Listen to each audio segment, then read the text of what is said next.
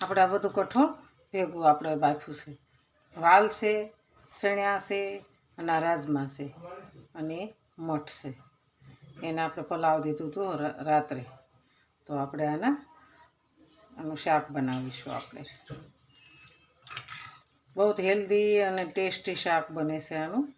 તો આપણે રાત્રે પલાળી દીધું હતું અને આપણે અત્યારે શાક બનાવવાનું છે. સણ્યા, રાજમા, વાલ અને મઠ. આપણે આને 2 થી 3 પાણીથી ધોઈ લીધું છે. તો આપણું કઠોળ સરસ તૈયાર થઈ ગયું છે. તો આપણે હવે આનો વઘાર કરવાનો છે.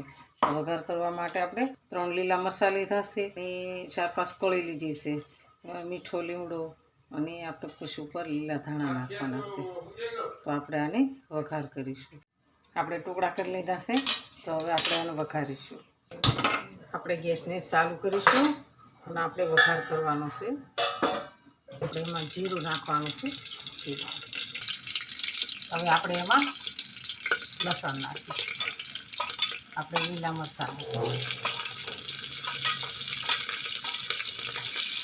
અને આપણે આ મીઠા લીમડાની ચીર છે એને આપણે એની અંદર હિંગ નાખીશું.